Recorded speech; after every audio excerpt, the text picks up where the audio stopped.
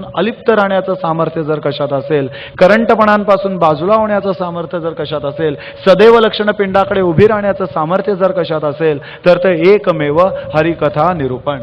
आता ही कथा कशी आहे, तर ही कथा बरोबर अंतरामध्ये जाते आणि अंतरामध्ये नुसती जात नाही, एवढ्या सामर्थ्यानिशी जाते की तुमच्या आमच्या अंतरी असलेलं जे काळकूट आहे ते क्षणात बाजूला करण्याचं सामर्थ्य जर कशात असेल तर ते हरिकथा निरूपण. म्हणून पहिल्याला विसरलो तर मग राजकारण करायला चुकतो. राजकारण कोणाशी खेळायचं आहे आपल्याला? विषय विकारांशी राजकारण खेळायचं आहे. आज परिपूर्ण जाणीव तुम्ही आम्ही आंतरिक घ्यायची. 1 ते 8 विषय तुमच्या आमच्या अंतरी आहेत. आज आपल्या संसारात खीळ ठोकणारे, आज आपल्या संसारात उद्वेग निर्माण करणारे जे संशय, चिंता, या सगळ्यांची जाणीव घेऊन त्यांच्यापासून अलिप्त होण्यासाठी खेळावं लागतं ते राजकारण. आणि त्या विषय विकारांना अलिप्त, त्या विषय विकारांपासून बाजूला कसं राहायचं, हीच शिकवण जा सद्गुरूशी. आणि ही शिकवण आपणच घेतोय असं नाही, तर प्रत्यक्ष श्रीरामाला सुद्धा हीच शिकवण घ्यावी लागली, त्या कृष्णाला सुद्धा हीच शिकवण घ्यावी लागली. प्रत्यक्ष बघायला गेलो तर नहुष सुद्धा ऋषींच्या आश्रमात कशासाठी होता, तर युद्ध हुंडासुराबरोबर खेळायचं होतं. आता तो हुंडासूर बाहेरचा राहिला, आता अखंड आपल्याला युद्धाचा प्रसंग आहे. हे युद्ध बाहेर कुठे चालू नाही, हे युद्ध आतमध्ये चालू आहे. त्याच्या पलीकडे मालकाने परवा सांगितलं, राजकारण म्हटल्यावर राजा आला, राजकारण म्हटल्यावर राजा आला. फक्त आता तो राजा कोण? मन हा राजा. आणि ह्या मन या राजाकडनं उत्तमाचं राजकारण करून घ्यायचंय. म्हणजे अंतरी परिपूर्ण जाणीव, लिखाण असायला पाहिजे. हे राज्य व्हावे हे तो श्रींची इच्छा. जशी श्रींची इच्छा असेल त्याचप्रमाणे आपल्याला हे राज्य, या राज्यावर तुम्हाला आम्हाला काय करता आलं पाहिजे, राज्य करता आलं पाहिजे. आता त्याच्यातली पहिली चोवी एवढी उत्तमाची दिली आहे, ज्ञानी आणि उदास. ज्ञानी आणि उदास. आता प्रत्यक्ष द्वैतात कुठेही बघायला जाना, जो ज्ञानी आहे तो उदास दिसतो का? नाही. ज्याच्याकडे ज्ञान आहे, हे ज्ञान पण मालकाकडे जे ज्ञान आहे ते नाही, लोकांकडे जे ज्ञान आहे ते एवं पोट भरावयाची विद्या ते येस म्हणू नये सद्विद्या. आज विचार करायचं, बेडूक आहे, बेडूक तो तळ्यात आहे, जेवढ्या तळ्यात तो आहे त्याला वाटतं बास हेच माझं राज्य आहे. पण ज्या वेळेला त्या बेडकाला समुद्र दाखवला जातो त्यावेळेला कळतं की मी ज्याच्यात पोहत होतो ते पाणी म्हणजे शुल्लक आहे. मग त्याचप्रमाणे मोठमोठे ज्ञानी, मोठमोठे विद्वान ज्यावेळेला बैठकीला बसतात तेव्हा त्यांना कळून चुकतं की आपल्याला फक्त एखाद्या वेदाचं ज्ञान आहे, आपल्याला फक्त दोन तीन वेदांचं ज्ञान आहे. पण सर्वज्ञ जो आहे ना त्याचे चरण तुम्हाला आम्हाला धरायलाच पाहिजे. आज विसोबा खेचर बघायला जा, आज चांगदेव बघायला जा, किंवा द्वैतातले आत्ता सुद्धा कित्येक ज्ञानी पंडित बघायला जा. बघायला गेलो तर कोणीही उदास नाही. प्रत्येकाकडे मी पण आहे, अहंकार आहे, ताठ आहे, मी ज्ञानी आहे ह्याचाच सगळ्यात मोठा अभिमान प्रत्येकाच्या अंतरी आहे. पण मालक जर बघायला गेलो ना तर उदास आहे, अक्षरशः उदास. म्हणजे काय? आज बघायला गेलो तर वाडीत आपण जसे बसतो तसा मालक सुद्धा श्रवणालाच बसतो ना. आज काय आपली पात्रता आहे? आपली काही पात्रता नसताना सुद्धा आपल्याबरोबर तो कुठे बसतो? श्रवणाला बसतो. तेव्हा मालक असं कधी बोलत नाही की यांची काय पात्रता आहे का, यांच्याबरोबर मी बसायचं श्रवणाला, माझ्यासाठी वेगळी खोली पाहिजे. अजिबात नाही. कारण तो कसा आहे? उदास आहे. आज तुमच्या आमच्याबरोबर स्वतः मालक सुद्धा काय करणार आहे? श्रवण. निरूपण करत नाही मालक कधी. मालकाला कायम आवडते, काय आवडतं? श्रवण. म्हणून याच्यातच कुठेतरी दिलेलं आहे मालकाने की मालक कार्य करून घेतो. श्रीरामाकडनं कार्य करून घेतलं, वसिष्ठ अलिप्त राहिलेत. त्या श्रीकृष्णाकडनं कार्य करून घेतलं, सांदीपनी अलिप्त राहिलेत. नहुषाकडनं कार्य करून घेतलं, अत्री ऋषी अलिप्त राहिलेत. आत्ता सुद्धा तेच कार्य आहे. कुठल्या तरी एखाद्या देहाला इकडे बसवलं जातं आणि मालक मात्र काय राहतो? अलिप्त राहतो. आज विचार करायचा, मागच्या समासातली एवढी उत्तमाची ओवी आहे की लोकांपासी भावार्थ कैसा आपण उपवावा तयासा. आपण जसा त्यांच्याकडे भावार्थ निर्माण करू त्याप्रमाणे तो भावार्थ त्यांच्याकडे निर्माण होत असतो. मग त्या विषयविकारांचा काय भावार्थ उत्तमाचा असेल का? मग त्या विषयविकारांचा भावार्थ उत्तमाचा नाहीये, पण तरी सुद्धा त्यांच्याकडे भावार्थ उत्तमाचा उभा करण्याचं सामर्थ्य एकमेव ही शिकवण.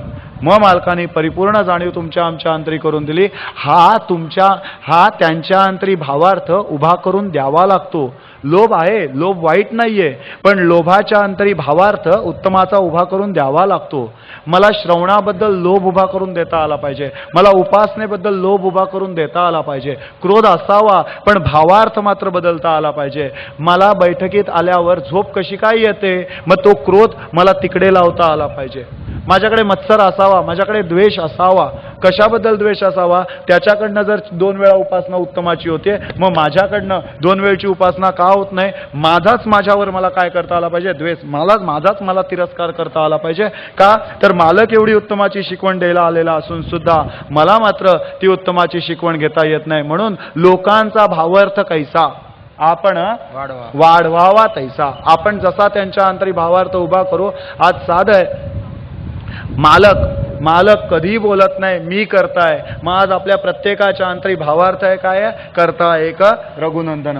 जर मालकाने स्वतःकडे सगळं घेतलं असतं ना, तर आपण सुद्धा आपली कॉलर ताट करायला कधी पण तयार असतो. पण मालकाने आपल्याकडे भावार्थच एवढा उत्तमाचा वाढवून दिलेला आहे की करता एक निर्गुण, निराकार, निश्चय, निरामय जो आहे ना, तो एकमेव कार्य करतो. आपण सगळे त्याचे काय आहोत? साधक आहेत. हाच एकमेव मालक बघा कसा आहे, सिद्ध आहे पण साधक या भूमिकेत आहे. सर्व ज्ञान आहे त्याच्याकडे. भूतकाळ जाणतोय, भविष्यकाळ जाणतोय, वर्तमान काळ जाणतोय. ती त्रिकाळाचं ज्ञान त्याच्याकडे आहे, पण तरी सुद्धा तो मात्र नम्रता घेऊन उभा आहे. जो नम्रता घेऊन आहे हा त्याचा जो गुणधर्म आहे, त्याचंच नाव इकडे ठेवलेलं आहे उदास.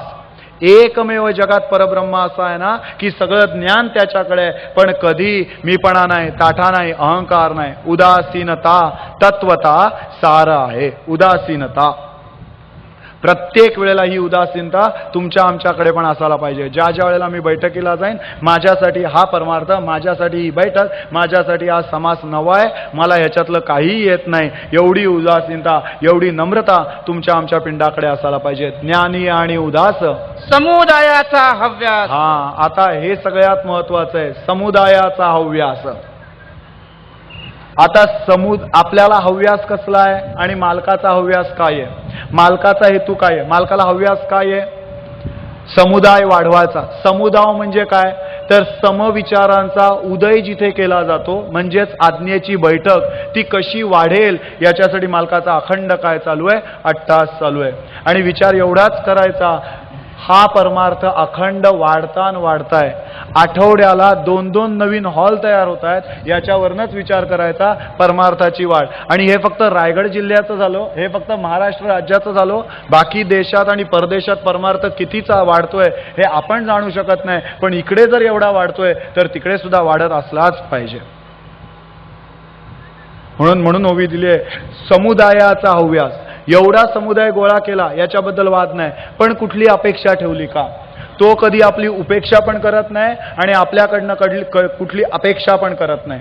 पण जरा जरी आपण कोणाला शिकवायला गेलो, जरा कोणी आपण कोणावर काही उपकार केले, तरी सुद्धा लगेच आपली अपेक्षा असते आयुष्यभर त्यांनी मला कमीत कमी विचारावं, भाऊ कसे आहात तुम्ही? ही साधी अपेक्षा सुद्धा मालकाने ठेवली नाही. मालक म्हणाला काय नाही, मी ईश्वराचीच आराधना करीत आहे. फक्त मी ज्या विश्वासाने आणि निष्ठेने त्या परब्रह्माची आराधना करतोय, त्याच विश्वासाने आणि त्याच निष्ठेने जर तू त्या ईश्वराचं भजन केलं तर मला जे प्राप्त होतंय ते तुला सुद्धा प्राप्त होईल. बास. इकडे मध्यस्थी मालकाने स्वतःला सुद्धा ठेवलेलं नाही, डायरेक्ट आपल्याला कनेक्टेड कोणाशी करून ठेवलेलं आहे? त्या ईश्वराशी, त्या परब्रह्माशी कनेक्टेड करून ठेवलेलं आहे. समुदायाचा हव्यास. फक्त एवढंच आहे, आपण पण समुदाय वाढवतो.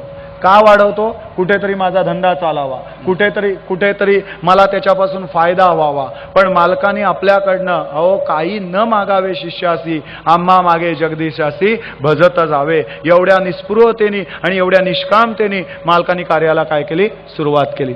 त्या दिवशी मालकाने एवढी उत्तमाची जाणीव करून दिली की म्हणे त्या विषय विकारांना कसं हाताळायचं साधा भाग दिला मालकाने. द्वैतातला कायम आपण बघणार आहे की म्हणे सर्कशीतले जे प्राणी आहेत ना, एवढा उत्तमाचा बोध दिला. सर्कशीतले जे प्राणी आहेत ना, ते म्हणे फक्त त्या रिंग मास्टरचा जो फटका आहे ना त्याला ओळखतात. बस.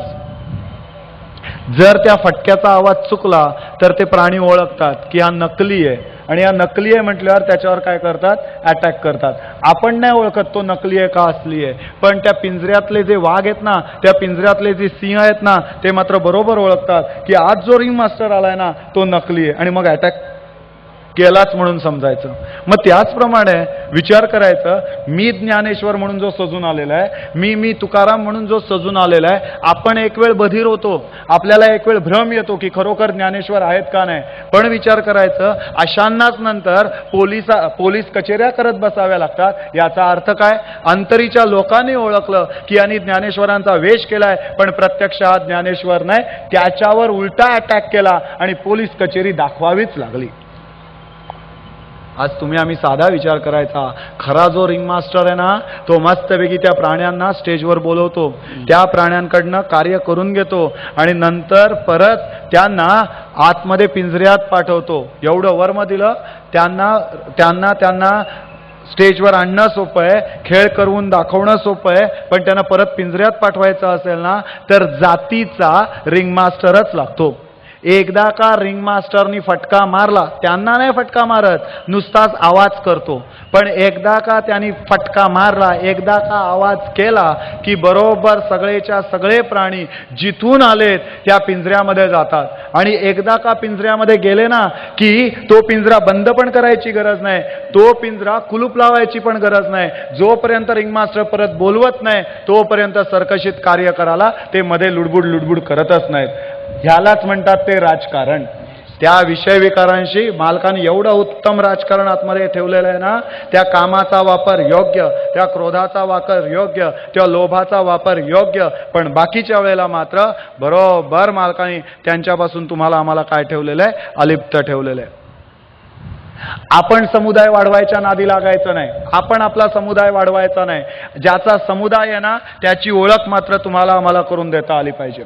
माझ्यामुळे समुदाय वाढलेला नाही, माझ्यामुळे परमार्थ वाढलेला नाही. जाणीव एवढीच घ्यायची, आपण सहज बोलतो, हे माझ्यामुळे बैठकीला आले, ते माझ्यामुळे बैठकीला आले, ते माझ्यामुळे बैठकीला आले. अरे पण विचार कर, तुझ्यामुळे बैठकीला जरी आले असले ना तरी समाधान तू देऊ शकत नाही. समाधान ते सज्जनाचे नियोगे. माझं कर्तृत्व काही नाही, बस जर मालक स्वतःकडे कर्तृत्व कुठलं गेला जात नाहीये तर मी स्वतः प्रगट होणं, मी माझं कर्तृत्व प्रगट करणं अजिबात योग्य नाही.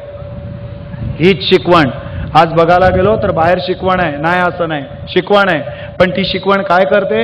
मीपणा, अहंकार, ताठा वाढवते. आणि ही शिकवण काय करते? तुमच्या आमच्या पिंडाकडे नम्रता उभी करते. या शिकवणीमुळे काय झालं? आज अष्टदारिद्र्यात खितपतणारे आपण होतो, अष्टैश्वर्यात आज उभे आहोत. कोणाच्या बळावर उभे आहोत? ही शिकवण धरता चित्ती. आज पांडवांकडे कौरवांनी काय दिलेलं होतं? ते वन दिलेलं होतं ना. काय होते? बोळी, बाबरी, काय काय काय काय, विषारी नाग काय होते, विंचव काय होती, काय काय होतं सगळं. पण त्या खांडवनात सुद्धा इंद्रप्रस्थ उभं करण्याचं सामर्थ्य जर कोणाच्यात असेल ना तर तो एकमेव समर्थ. बाकी ते खांडवन आणि ते इंद्रप्रस्थ बघायला जायची गरज नाही. अहो विचार करायचा झाला तर जिथे वन रूम किचनच्या भाड्याच्या खोलीत आपण राहत होतो तिथे आज बंगल्यात राहण्याची शिल्लक मालकाने उभी केलेली आहे. आत्ता परवा ते खांडवन आणि तिथे इंद्रप्रस्थ बघायला जायची गरज नाही आपल्याला. बघायला गेलो तर आपण अलिबागला आत्ता सत्कार सोहळ्याला गेलेलो, तिकडे ते पण बोलले 6 महिने आम्ही काम केलं असताना तरी सुद्धा ही एवढी तयारी आम्हाला दिसली नसती. 6 महिन्यात त्यांच्याच्यानी जे काम होणार नाही ना ते मालकाच्या कृपेने 6 महिन्यात झालं. खांडवन होतं, मालकाच्या कृपेने 6व्या दिवशी इंद्रप्रस्थ मालकाने काय करून ठेवलेलं आहे? उभं केलेलं आहे. मागे काय झालं ते बघायला आता जायची आपल्याला गरजच नाही. मागे जे झालं ते कार्य बरोबर मालक तुमच्या आमच्याकडनं आत्ता सुद्धा करून घेत होतं. त्यावेळेला एक शिवाजी घडला. आज प्रत्येक घराघरात शिवाजी जन्माला घालण्याचं सामर्थ्य जर कोणाच्यात असेल ना तर त्या या शिकवणीत आहे. फक्त एवढंच आहे, प्रत्येकाची जिजाऊ होण्याची मात्र तयारी ठेवायला पाहिजे. जिथे जिथे जिजाऊ जन्माला आली, जिनी जिजाऊ पण स्वीकारलं, त्याच्याकडे मालकाने शिवाजी हा जन्माला घातलेलाच आहे. म्हणून समुदायाचा हव्यास वाढवावा, समुदाय वाढवण्याचा हव्यास, पण समुदायाकडनं काहीतरी मिळेल असा हव्यास मात्र मालकाने कधीही ठेवला नाही. आपण काय घेऊन आलो? येताना आपण काहीच घेऊन आलो नाही, पण जाताना मात्र कधी विसरायची नाही, माहेर वाशिण कधी विसरायची नाही. माहेर वाशिण ज्या वेळेला माहेरी येते त्यावेळेला येताना काही घेऊन येत नाही, पण जाताना जर बघायला गेलो ना तर ती माहेर वाशिण बॅगाच्या बॅगा घेऊन जाते. सहज आई तिला विचारते, अगं जरा बिस्किटचे पुडे घेऊन जाते का? हो टाकलं, बॅगेत टाकलं. अगं तो केक पण उरलाय, घेतेस का? टाकलं. अगं ती साडी मला होत नाही, तू घेऊन जाते का? हो चालेल, टाकलं. म्हणजे येताना काय घेऊन येत नाही, पण जाताना तिला पण उचलणार नाही एवढं सामान ती घेऊन जाते. मग त्याचप्रमाणे तुमची आमची अवस्था आहे. इकडे येताना तुम्ही आम्ही रिकामे आलेलो आहोत याच्याबद्दल वाद नाही, रिकामे चालू आहे प्रत्येक जण, पण जाताना मात्र रिकामे जायचं नाही. तर मालकाने जे जे ज्ञान दिलंय, मालकाची जी जी शिकवण आहे, मालकाचे जे जे काही उत्तमाचे विचार आहेत ना, ते उत्तमाचे विचार आपण आपल्या ह्या पिशवीमध्ये भरून घेऊन जाता आले पाहिजेत. फक्त एवढंच आहे, ते वजन उचलणार नाही, त्याच्यासाठी कान मात्र मजबूत असायला पाहिजेत. जसे त्या पिशवीचे कान मजबूत लागतात, तसे आपले सुद्धा मजबूत काय असायला पाहिजेत? कान मजबूत असायला पाहिजेत. कान मजबूत असतील तर मालक जेवढं जेवढं देईल तेवढं उत्तम प्रकारे तुम्हाला आम्हाला अंतरी स्वीकारता येतं. म्हणून ज्ञानी आणि उदास समुदायाचा हव्यास तेने अखंड सावकाश एकांत सेवावा. तेने अखंड, हा अखंड शब्द एवढा महत्वाचा आहे ना. खंडित भूमिका झाली तर काय होतं? जरा द्रौपदी कुठे भाजी मार्केटमध्ये भेटली ना, तर तिला विचारा की बाय ग खंडित भूमिका म्हणजे काय? सीतेला विचारा खंडित भूमिका म्हणजे काय? अहिल्याला विचारा खंडित भूमिका म्हणजे काय? ती एकच बोलते, आमचं सगळ्यांचं आयुष्य उद्ध्वस्त झालं, एक स्मरण खंडित झालं म्हणून. बर आपण एसी लावतो की नाही? 5 मिनिटांनी एसी ऑन होतो, 10 मिनिटांनी एसी बंद होतो. टीव्ही पण टायमर लावतो आपण, 5 मिनिटांनी टीव्ही ऑन झाला, 10 मिनिटांनी टीव्ही ऑफ झाला. टायमर हा तिकडे चालतो, पण इकडे विस्मरणासाठी टायमर नाही. एकदा का विस्मरण पिंडाकडे आलं की परत स्मरण कधी उभं राहील याची गॅरंटी नाही. म्हणून विस्मरण कधी पिंडाकडे येताच कामा नये. सगळ्यात मोठं करंट लक्षण जर कुठलं असेल ना, तर ते हे एकमेव विस्मरण. विस्मरण म्हणजे गॅप ना. आज तुम्ही आम्ही साधा विचार करायचा आहे, साधा त्याला स्पॉन्डिलिसिस म्हणतात ना. स्पॉन्डिलिसिस म्हणजे मानेत गॅप पडते, मानेत मणका असतो ना मणक्यात, त्या मणक्यात गॅप पडते. आणि एकदा का त्या मणक्यात गॅप पडली ना की माणूस गुरासारखा लोळाला लागतो, एवढ्या वेदना त्याला होतात.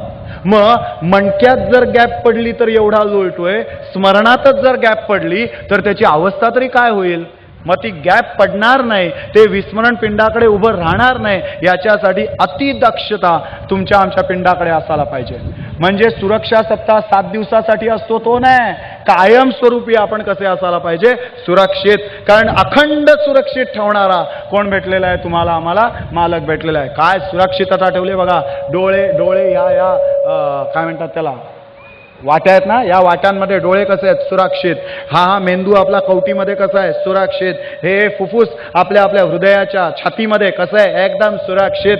मग एवढी सुरक्षितता कोणी ठेवली हो? एकमेव मालकाने. हे एवढंच ठेवलंय असं नाही, तर तुमचा आमचा पूर्ण देह त्या कलिकाळापासून सुरक्षित राहावा याच्यासाठी उपासनेचा मोठा आश्रय. जी उपासना तुम्हाला आम्हाला लावून दिली ती नित्य नियमाने करता आली पाहिजे. म्हणून समुदायाचा हव्यास तेने अखंड सावकाश. सावकाश. सावकाश. सावकाश म्हणजे हळूहळू नाही हो. ज्या क्षणी मालक देईल ना त्या क्षणी ते मला स्वीकारता आलं पाहिजे. पण सावकाश म्हणजे उत्तम प्रकारे पिंडाकडे समाधान सायुज्यता प्राप्त होईल अशा रूपात मालकाचं जे विवरण आहे ते मला अंतरी स्वीकारता आलं पाहिजे. सावकाश. आणि परमार्थ पण घाईघाईचा अजिबात ठेवलेला नाही, एकदम सावकाश आहे. अख्खा एक समास आठवड्यासाठी ठेवलेला आहे, अख्खा एक श्रीमनाचा श्लोक आठवड्यासाठी ठेवलेला आहे. आता आठवडाभर जर उत्तमाची उपासना केली ना तर तो समास पाठ करायची गरज भासत नाही. तो अख्खा समासच्या समास तुमच्या आमच्या अंतरी काय जातो? बांधला जातो. बस सावकाश आहे. सद्गुरु चैत्रातली फक्त किती पानं सांगितले? 2 पानं. 2 पानं म्हणजे फक्त 25 का 26 ओवी ज्या असतील ना त्या. पण त्या 25-26 ओवी सद्गुरु चैत्रातल्या अशा वाचायच्या की त्या सद्गुरु चैत्रातला जो कॅरेक्टर आपण वाचतोय, अनुसया वाचत असू आपण, त्रिविक्रम भारती वाचत असू आपण, किंवा पर्वतेश्वर वाचत असू आपण, किंवा रजक वाचत असू आपण, जो काय अध्याय आपण वाचत असतो तो त्याचा माझ्याशी काय संबंध आहे हे तिथल्या तिथे मला ठरवता आलं पाहिजे. एवढ्या उत्तमतेने मला त्या सद्गुरु गुरुचरित्राशी काय होता आलं पाहिजे, एकरूप होता आलं पाहिजे. बरं, इकडे कुठल्याही प्रकारची तफावत नाही, इथे कुठल्याही प्रकारचा भेदभाव नाही. बाहेर बघायला गेलो तर भेदभाव आहे. अमुक ठिकाणी जायला महिलांना बंदी, तमुक ठिकाणी जायला पुरुषांना बंदी. ह्या शिकवणीत असं आहे ना, जो जसा येईल तो, लहान वृद्ध तरुण आणखीन कोण कसा येईल तसा त्याला. काय मालकाने त्या दिवशी वर्म दिलं ना, एखाद्या सिनियर कॉलेजला शिकवणाऱ्या प्रोफेसरला सांगितलं ना की बाबा रे या दुसरीतल्या मुलाला जरा शिकव, तर तो बोलतो मला कॉलेजचीच मुलं द्या, ह्या मुलांना मी शिकवू शकत नाही, मी त्या लेवलचा नाही. पण मालकाचं कर्तृत्व एवढं आहे ना की 80 वर्षाचा आजोबा असला तरी सुद्धा त्याला शिकवतोय, आणि 3 वर्षाचा बालभक्तीतला मुलगा असला तरी सुद्धा त्याला शिकवतोय. म्हणजे एवढ्या खाली येऊन मालक शिकवतो. तुमच्या आमच्याकडे प्रचिती उभी राहावी, तुमच्या आमच्याकडे निष्ठा वाढावी, याच्यासाठी तो स्वतःला सुद्धा आपल्यासारखाच लेखतो. परवा बोलला की नाही मालक, म्हणे आम्ही सुद्धा कुठे कुठे फिरून आलो, गाणगापूरला गेलो, म्हणे आम्ही पण तसे अज्ञानीच होतो. हे समर्थांचं ऐकायला लागल्यापासून आमच्याकडे ज्ञान प्राप्त झालं. आज एवढ्या सगळ्यांना जो ज्ञानी बनवतोय, एवढ्या सगळ्यांना उत्तमाची शिकवण जो देतोय, तो अज्ञानी कधीतरी असेल का? पण नाही. आपल्याकडे विश्वास वाढावा, आपल्याकडे निष्ठा वाढावी म्हणून बरोबर आपल्यासारखा काऊचा, चिवचा, माऊचा आपणासारखे करीती तात्काळ. म्हणजे काय, आपण त्याच्यासारखे नाही ना होता येत, म्हणून तो आपल्यासारखा झाला आणि उत्तम प्रकारे शिकवण आपल्या अंतरी उभी करून ठेवली. म्हणून काय म्हटलंय बघा, ज्ञानी आणि उदास समुदायाचा हव्यास, तेने अखंड सावकाश एकांत सेवा. आता हा जो एकांत शब्द आहे ना, तो खूप महत्वाचा आहे. माझ्या संसारात मी कर्जबाजारी झालो ना की लगेच मी एकांतात जातो, घरच्यांना पण सांगत नाही, काय नाही. म्हणजे जी उपाधी मी वाढवून ठेवली ती उपाधी मला सावरता आली नाही. पण एकांत या शब्दाचा अर्थच मुळात पूर्णपणे वेगळा आहे. एकांत म्हणजे माझ्या अंतरी कार्याला उभा असणारा एक परब्रह्म, या जाणीवेतनं हा शब्द काय वापरलेला आहे, एकांत.